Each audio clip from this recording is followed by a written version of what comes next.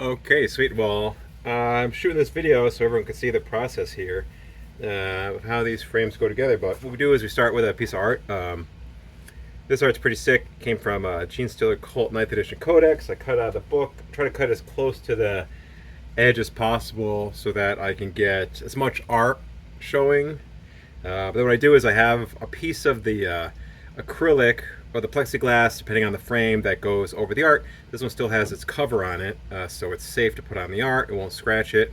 Then I have a dot in the middle that shows the center. So then what I kind of do is I go over the art and try to find a good focal point for it. So like this has a lot of uninteresting bottom to it. You can see the art has kind of like this, purple kind of, shade there. It's not really that interesting. I think the top of this art's really interesting. So I'm actually going to put it against the edge here, maybe a little down, so we get some of the interesting bottom too. I try not to cut off any faces, so I'm going to move it slightly over to catch this guy on the left a little bit. Make sure the one on here is good. You can see a lot of that guy. You don't want to cut faces in half. It kind of like breaks some of the illusion. And I try to straighten it out to the page. Then I have a Sharpie here, and I hold this very tight, as tight as I can, because I don't want this plexiglass to move, and I draw lines on it.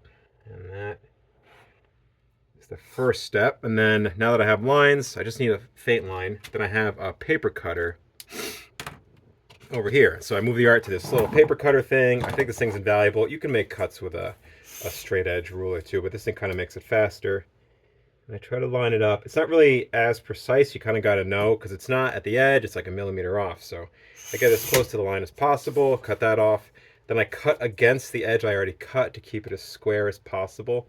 Sometimes these Codex pages aren't actually mounted square. But anyway, cut that off there. Cut that off there. And then the last cut here is ready to go. So that's the finished cutout art. So this will fit perfectly in the frame.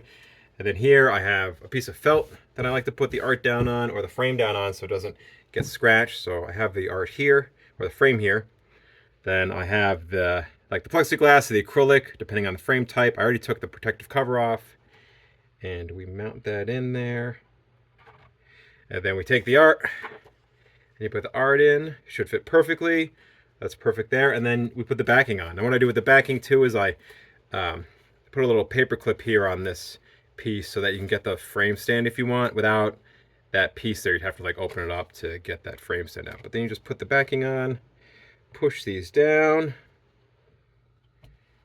and good to go. And that's the finished product there. And that's really all there is to it. I know I'm selling these things on Etsy, but you could just make these yourselves with a ruler and a razor blade. Like something like this is just fine too. And when I need to cut manually, I just use this old ruler I have.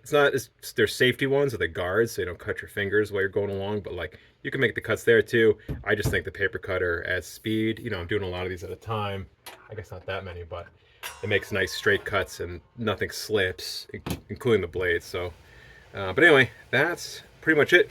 If it is a white dwarf or the paper's loose, I do put extra mounting on it, but in this case it's thicker magazine stock. These frames keep it pretty tight, so there's no reason to mount it twice. These things will not wrinkle. Even, I put some test frames out in my office in the middle of July, and to get the humidity hitting it, and none of this art ever wrinkled on me. So that's a process. This one will be available in the store once I do all the inventory tracking and stuff. But that's pretty much it.